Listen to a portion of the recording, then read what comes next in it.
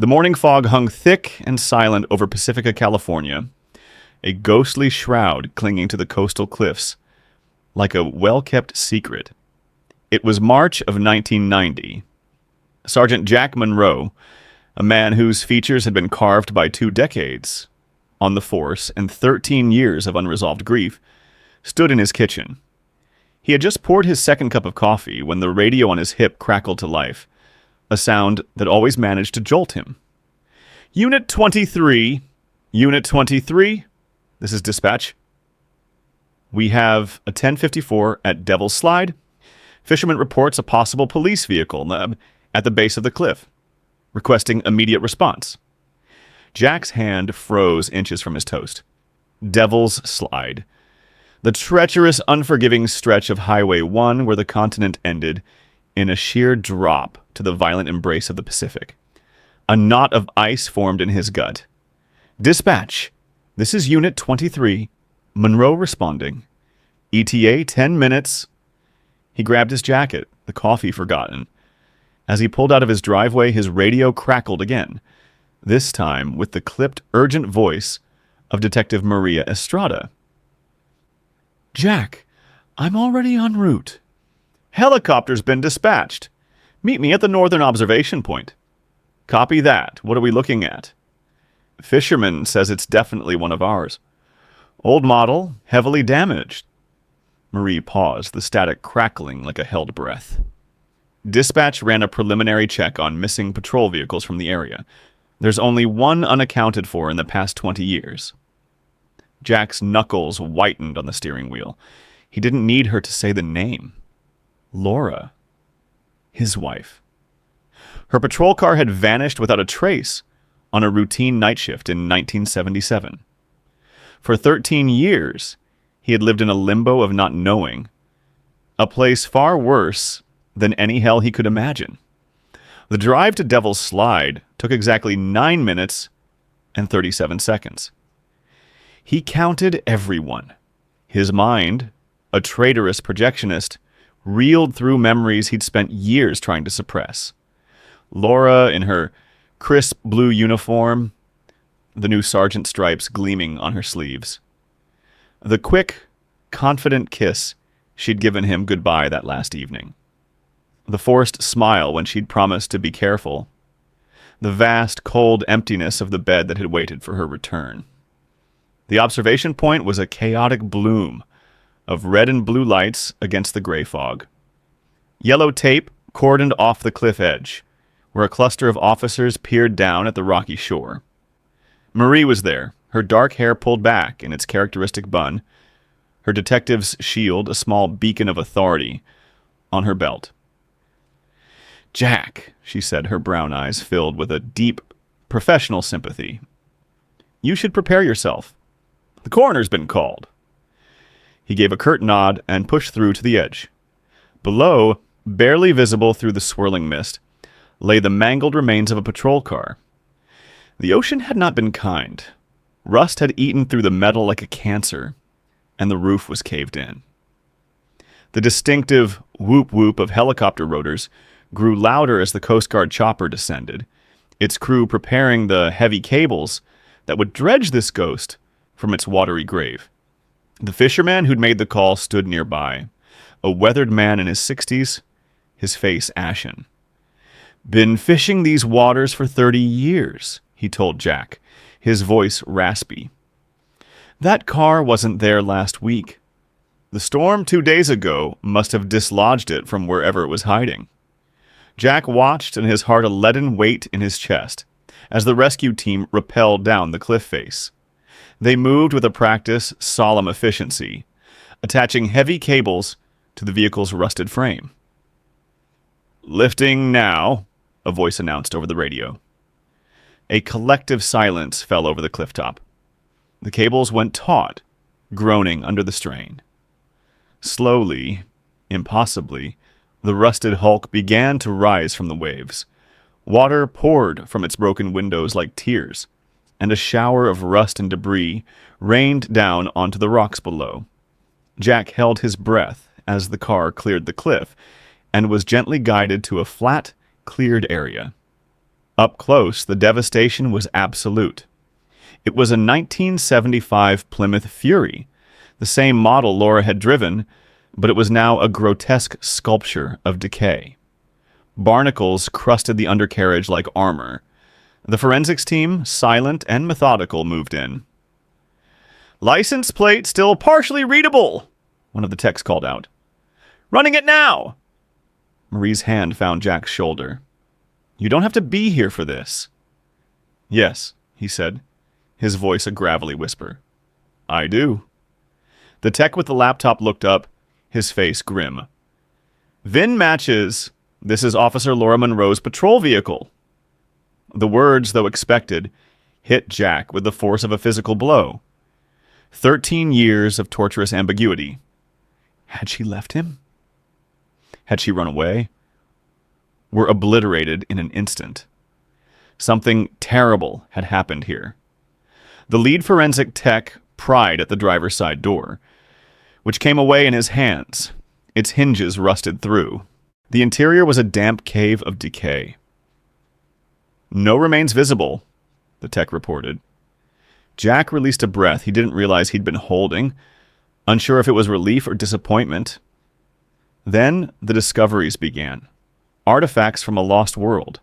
A corroded flashlight, a citation book whose pages were fused into a solid block, and, from beneath the driver's seat, a single brass shell casing.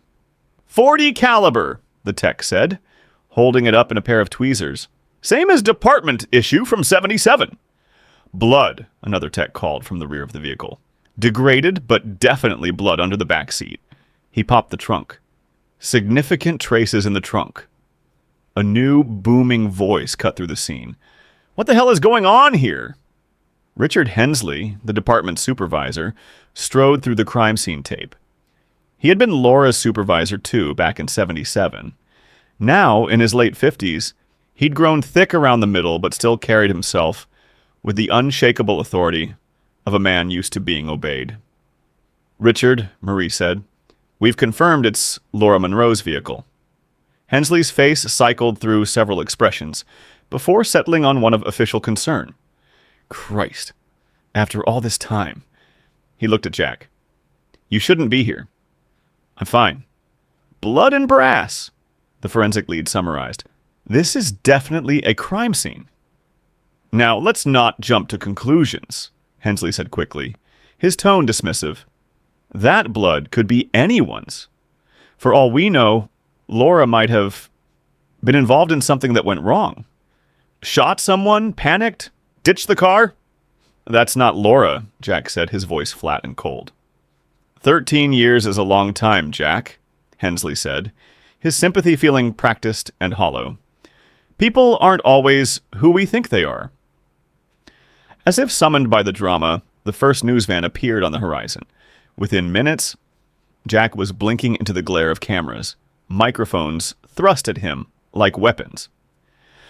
"Sergeant Monroe, how does it feel to finally have answers?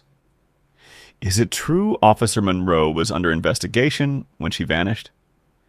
Jack straightened his shoulders, his grief solidifying into a cold, hard resolve. "Officer Laura Monroe was a dedicated member of this department," he said, his voice clear and steady. "She had just been promoted to patrol sergeant. She was hardworking, honest, and committed to serving this community. Nature has finally surrendered this evidence to us, and we will not waste the opportunity." Marie gently guided him away from the media circus. Hensley appeared at his elbow. "She's right, Jack. You're too close to this. Take a few days. Let us handle it." "I can work this case." "No, you can't." Hensley's tone brooked no argument. "You're emotionally involved." Jack looked from Hensley's insistent face to Marie's reluctant agreement, then back at the rusted shell of Laura's car. They were right. He was too close, too raw. "I have copies of the original case files at home," he said finally. "I'll review them." "That's fine," Hensley said, visibly relieved. "Just don't go playing detective on your own." As Marie walked him to his car, she promised to keep him updated every step of the way. We'll figure this out, Jack. Someone killed her, Marie, he said, the words rough and painful. All these years, people saying she ran off, but someone killed her. We follow the evidence, Marie replied, her voice the anchor of professional calm he so desperately needed. That's all we can do. Driving home, his mind was a whirlwind, already sifting through the dusty files waiting for him, searching for the clue they had all missed 13 years ago. Jack's home office was a shrine to a case that had never gone cold, at least not for him. The box, labeled Laura Monroe, 1977, sat on the top shelf of his closet. He pulled it down, the cardboard soft with age, and spread the contents across the floor. Laura's personnel photo stared up at him, her blue eyes bright with pride, the new sergeant stripes crisp on her uniform. She'd been 28. He scanned the logbook entries from November 18th, 1977. Laura's neat, precise handwriting. 2015, routine traffic stop, Highway 1, mile marker 42. Warning issued. And then, nothing. Silence. The witness statements were useless. The duty roster showed another name at the bottom of the log page. Deputy Carl Bowen, night shift supervisor. He'd signed off on the entries. Before he could dwell on it, he found himself driving not to the station, but back to Highway 1, to mile marker 42, the spot where Laura's official life had ended. The desolate stretch of coast hadn't changed. To the east, the old industrial docks at Moss Landing stood like rusted skeletons against the gray sky. Why had she been out here alone? Standard procedure was pairs after dark. A patrol car rumbled towards him, slowing as it passed. The window rolled down. Jack Monroe? That you? It was Carl Bowen. Older, his hair gray, but the face was the same, lean, alert, with guarded eyes. He wore the San Mateo County Sheriff's uniform now. Carl, this is a coincidence. Yeah, heard about this morning, Carl said, his sympathy seeming a little too practiced. Terrible thing, they really found Laura's car. I wanted to ask you about the logbook from that night, Jack said, getting straight to it. You signed off on it. A flicker of something, annoyance, caution, crossed Carl's eyes. That was 13 years ago, Jack. But, yeah, I remember. Everything was in order. He shifted his car into gear. Listen, I'm running late for my shift. I'm patrolling the San Pedro Valley area today. Give me a call sometime. We'll grab coffee. He gave a brief wave and was gone. Back in his car, Jack switched on the radio. A news report was replaying his interview from the cliff. His own voice echoed back at him, speaking of Laura's dedication, her promotion.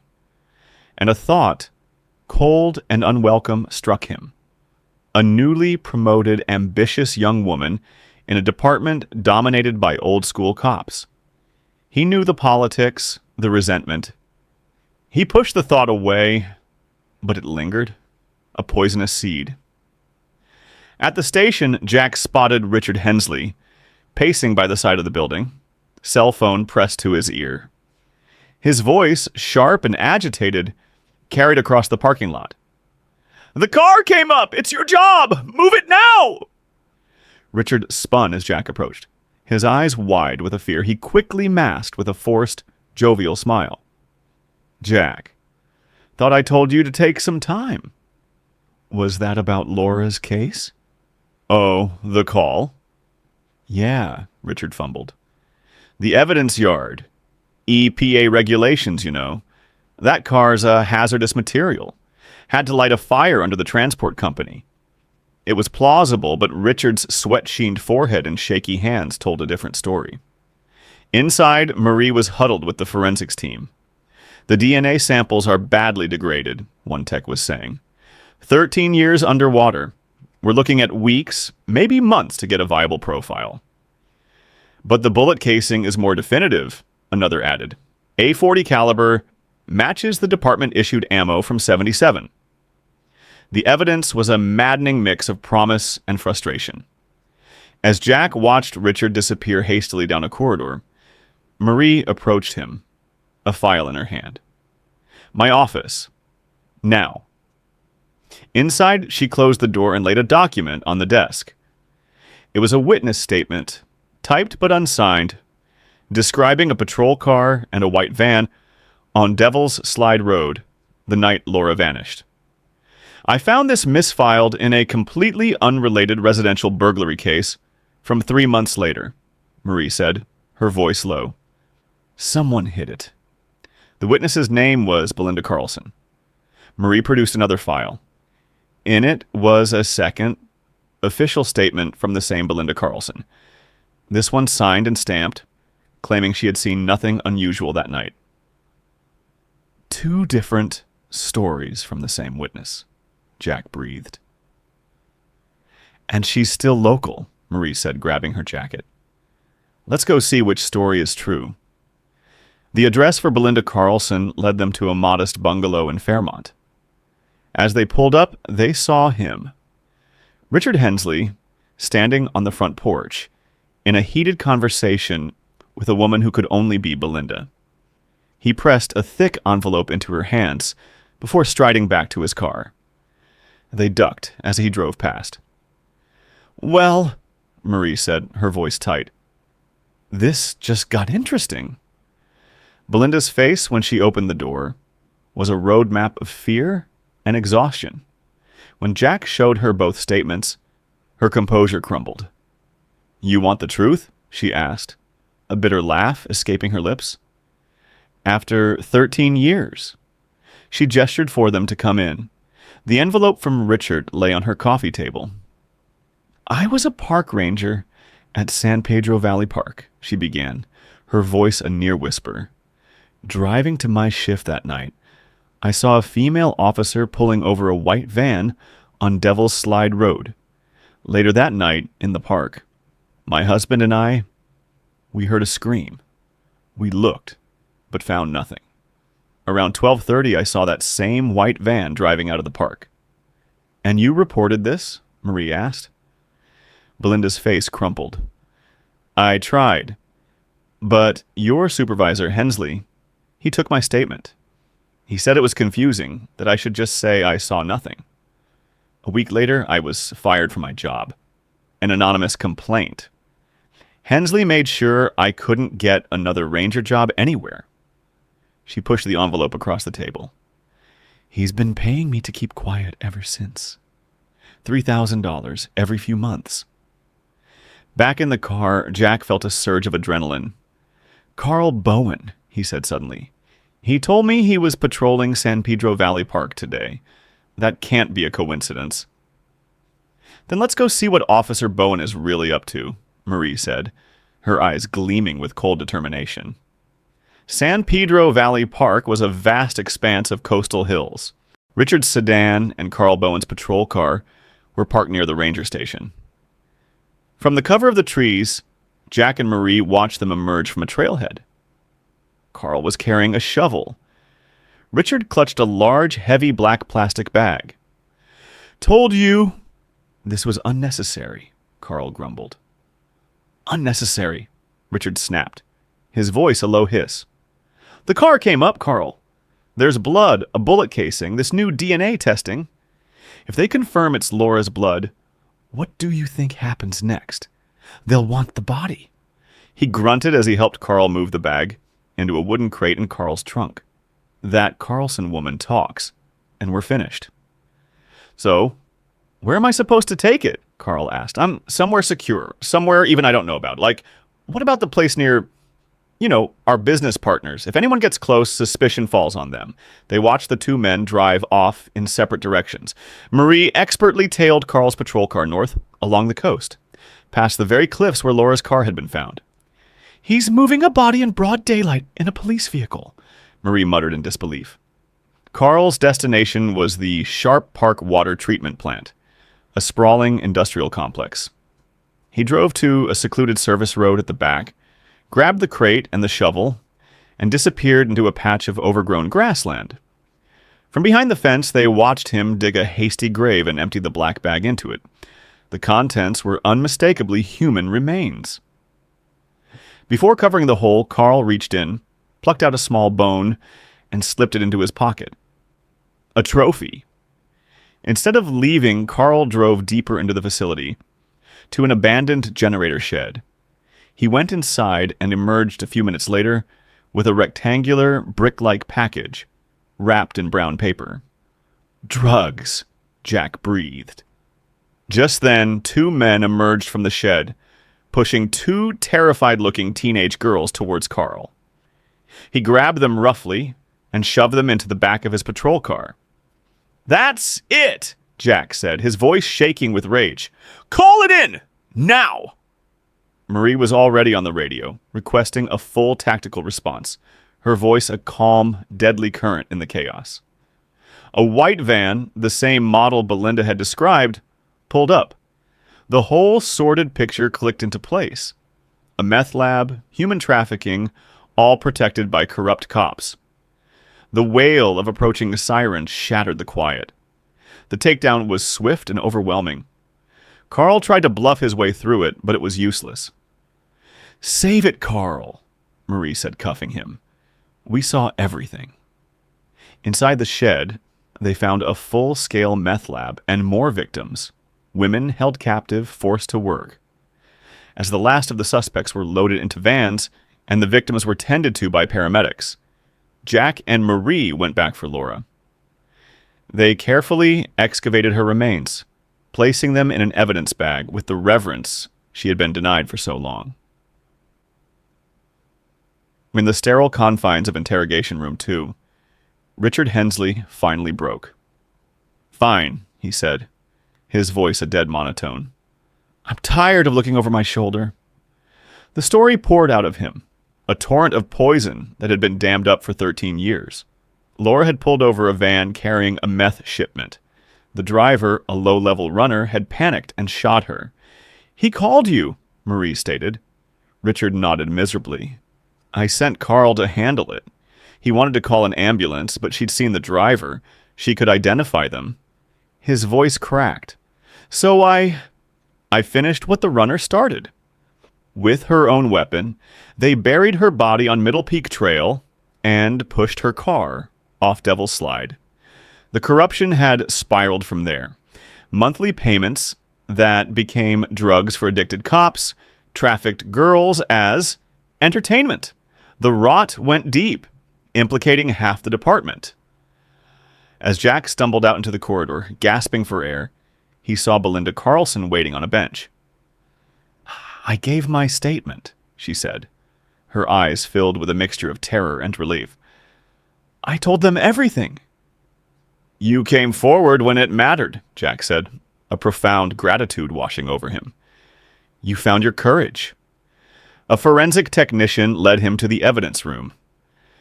"We found this with the remains," he said, holding up a small bag. Inside was a platinum heart pendant on a delicate chain. Jack took it with trembling hands. On the back, the engraving was still legible. Jack and Laura forever. The tears came then, 13 years of grief finally released. This was Laura, worn against her skin. She hadn't left him. She had been stolen from him. "We also found this in Carl Bowen's pocket," the tech said, indicating a small tagged finger bone. The depravity of it was staggering. These men had worn badges. They had taken oaths. Later, standing with Marie amidst the controlled chaos of the station, Jack watched as the machinery of justice, slow and imperfect, finally ground forward. "This is going to tear the department apart, Kirihis," Marie observed. "Good," Jack said, his voice firm. "It needs to be." Laura was gone, but because of a storm, a fisherman's keen eye, a witness's rediscovered courage, and a detective's unwavering integrity, others had been saved.